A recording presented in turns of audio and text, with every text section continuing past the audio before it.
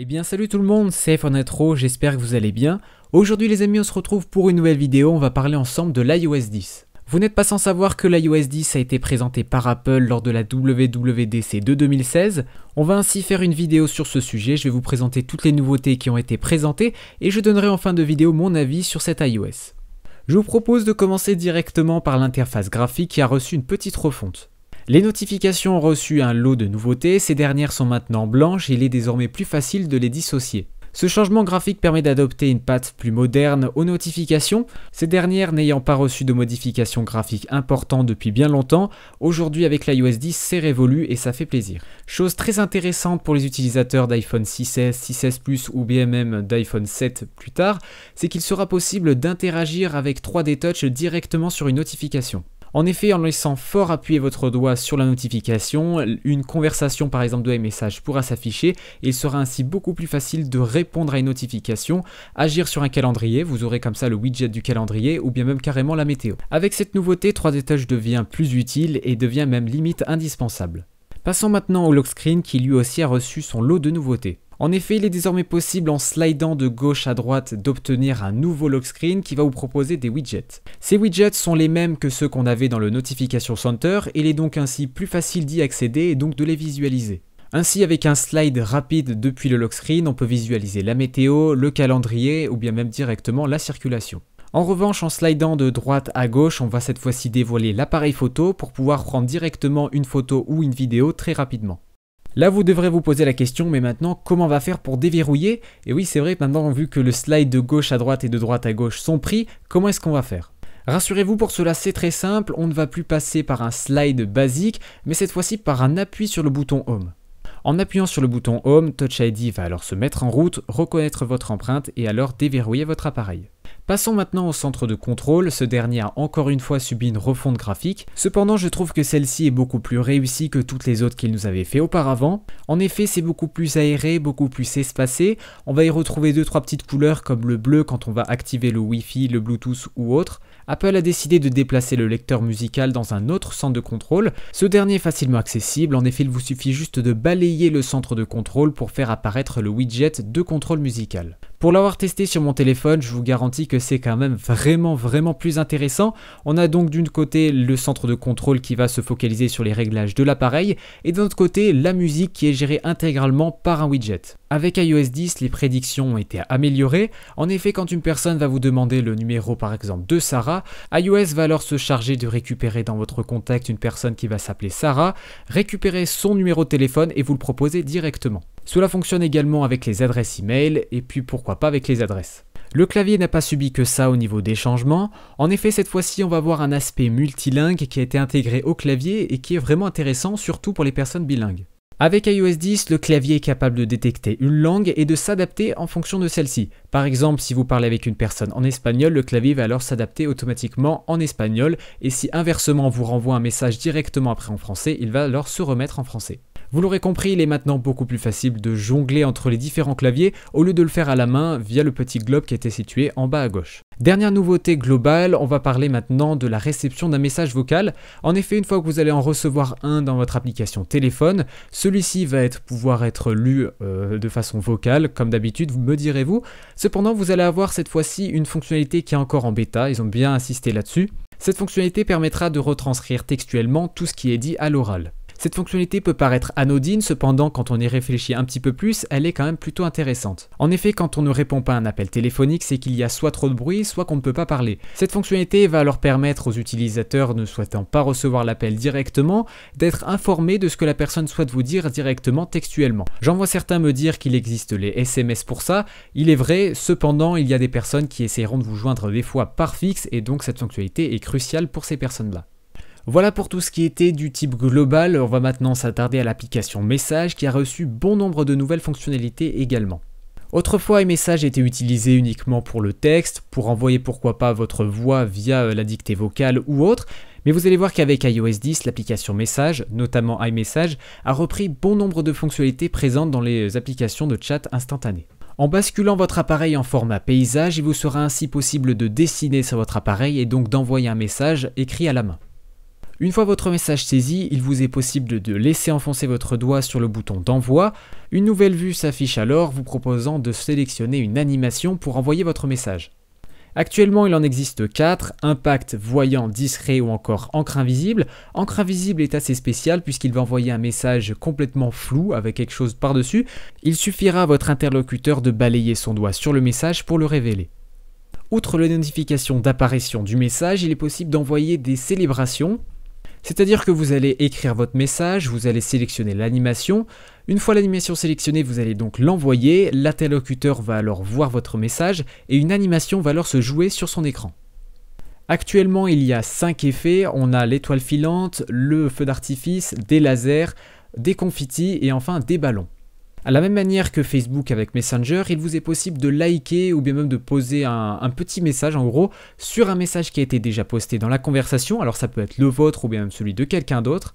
En laissant enfoncer votre doigt sur un message, un petit menu contextuel apparaît alors, il vous est possible de liker, disliker ou bien même de mettre un point d'exclamation, d'interrogation ou autre sur un message.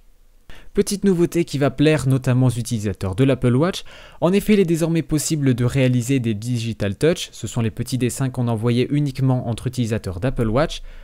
Donc si vous avez une Apple Watch, eh bien sachez que si vous faites un petit dessin, vous envoyez votre battement de cœur ou bien même directement un petit dessin depuis votre montre, eh bien sachez qu'il peut être lu directement depuis macOS Sierra ou alors directement depuis iOS 10. Des stickers sont à votre disposition dans l'application Messages. Il vous est ainsi possible de laisser enfoncer votre doigt sur un sticker pour le positionner sur votre message ou bien même sur le message de votre interlocuteur. L'application Message a également été ouverte aux développeurs, on va y revenir un petit peu plus tard là-dessus, cependant sachez qu'il est possible de rajouter aux développeurs bon nombre de stickers en fonction de leur application. Tap to Replace Emoji est une nouvelle fonctionnalité plutôt intéressante. En effet, elle était déjà présente sous le LG G3 sur Android et elle permettait en gros de détecter dans votre message des mots qui pouvaient être remplacés par des emojis. En l'occurrence, si vous marquez par exemple cœur dans votre message, l'application va alors le détecter et va vous proposer une suggestion de cœur. Les deux dernières nouveautés de l'application Message sont sans doute l'apparition de emojis beaucoup plus gros et sont cette fois-ci 3 fois plus importants et donc beaucoup plus visibles. Les liens ont également été revus. À l'époque, vous mettez votre lien directement, il était en brut, le lien était brut. Cette fois-ci, on va avoir une prévisualisation qui va s'afficher. Grosse nouveauté dans cet iOS 10 au niveau de l'ouverture de Siri. En effet, les développeurs auront la possibilité d'interagir avec Siri et surtout de le compléter. Ainsi, les interactions entre Siri et l'utilisateur seront beaucoup plus importantes. Il sera par exemple possible de commander une voiture Uber directement depuis Siri, de répondre à un contact sur Skype ou bien même directement d'envoyer un message depuis WeChat. Vous l'aurez compris, avec iOS 10, Siri va devenir beaucoup plus utile.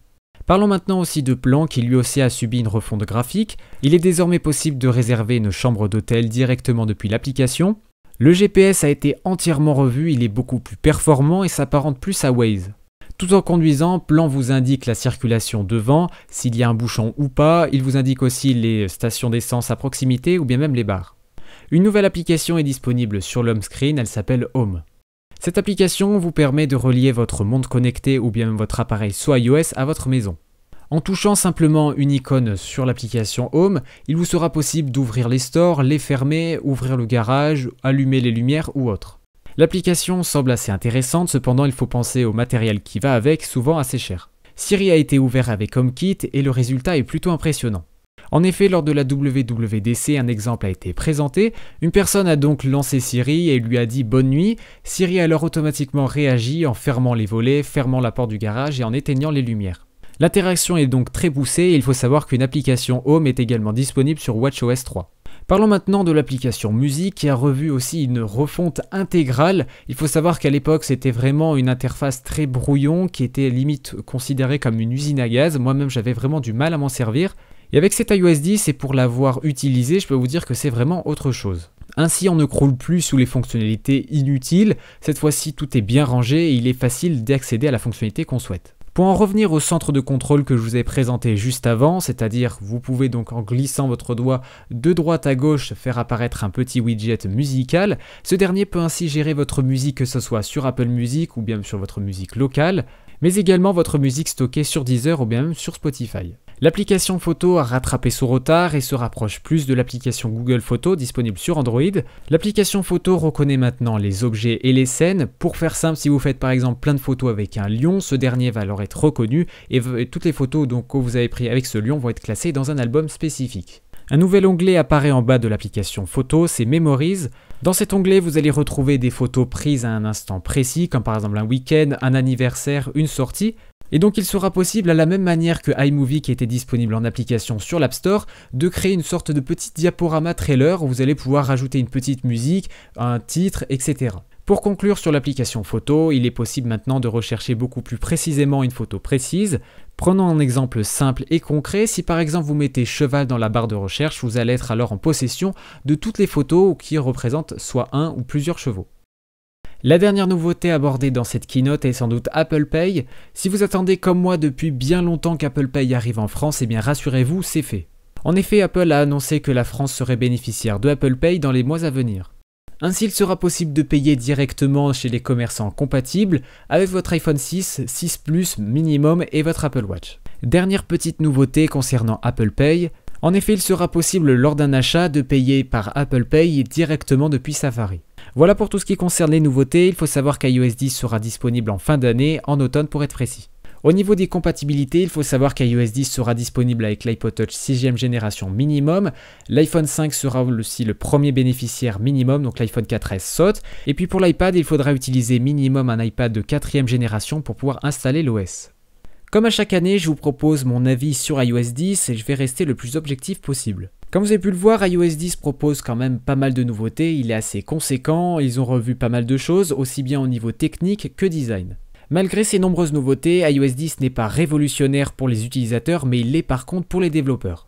En effet, beaucoup d'utilisateurs se focalisent uniquement sur l'interface Home-Machine, c'est uniquement ce qu'ils voient. Si on regarde de ce point de vue, en effet, on va remarquer beaucoup de gadgets, de fioritures, comme par exemple dans l'application Message, qui occupe par exemple plein de gadgets, comme par exemple les animations ou autres, c'est pas quelque chose qui va révolutionner le message. Néanmoins, si on se penche un petit peu plus dans les entrailles d'iOS, vous allez voir qu'il y a beaucoup de nouveautés. Déjà, les premières choses qui sont très importantes, c'est l'ouverture. iOS s'ouvre de plus en plus au fil des versions. On avait déjà vu ça à partir de l'iOS 8 qui avait ouvert l'accès au Touch ID, qui était quand même quelque chose d'assez intéressant pour Apple. Et puis au fur et à mesure de toutes les nouveautés qui sont parues, l'iOS 9 ou bien même l'iOS 10 aujourd'hui, Apple ouvre de plus en plus ses fonctionnalités. Alors là pour l'iOS 10 on a eu Siri qui est quand même une énorme avancée, hein. Juste ça peut faire limite le café pour iOS 10. L'application Message s'ouvre aussi, donc les applications vont pouvoir interagir avec cette application qui est la plus utilisée actuellement sur iPhone. Donc ça aussi c'est une très bonne chose et qu'il ne faut surtout pas renier. L'application Plan, que je n'ai pas énormément abordée ici, va aussi s'ouvrir, donc les applications vont pouvoir interagir avec l'application Plan. On peut par exemple penser, je sais pas, à Uber par exemple, qui pourrait faire quelque chose directement dans l'application Plan et non passer par leur application à eux. Bref, vous aurez vu vite fait mon point de vue sur iOS 10. C'est vrai qu'au niveau de l'utilisateur brut, il n'y a pas de grosses nouveautés, ce sont plus des rajouts ou des mises à niveau par rapport à d'autres applications. Par contre, au niveau de l'aspect technique, je dis pas que c'est pas une mise à niveau, bien entendu parce qu'Android est beaucoup plus ouvert. Cependant, c'est une énorme avancée pour iOS. Si on se base 5 ans auparavant, il était totalement impensable de pouvoir interagir dans des applications natives ou bien même d'utiliser par exemple Touch ID. En tout cas, si vous voulez mon avis sur iOS 10 vraiment en quelques phrases, il faudra attendre vraiment la sortie de toutes les nouvelles applications qui vont arriver pour voir vraiment ce que vaut iOS 10. Vous allez voir, je pense que les développeurs sont sur le coup, ils vont commencer à faire des applications qui vont utiliser les nouvelles API, Siri, MapKit, etc. Et je pense qu'en tout cas, vous ne serez surtout pas déçus, vous allez voir qu'il y aura plein de nouvelles fonctionnalités sur iPhone qui vont être débloquées comme ça d'un coup, une fois la sortie achevée. Et donc voilà, c'est donc la fin de cette vidéo, j'espère en tout cas qu'elle vous a plu. N'hésitez surtout pas à réagir dans l'espace commentaire si vous êtes d'accord avec moi sur mon avis ou non. C'était iPhone Intro, on se retrouve les prochaines. Allez, ciao tout le monde.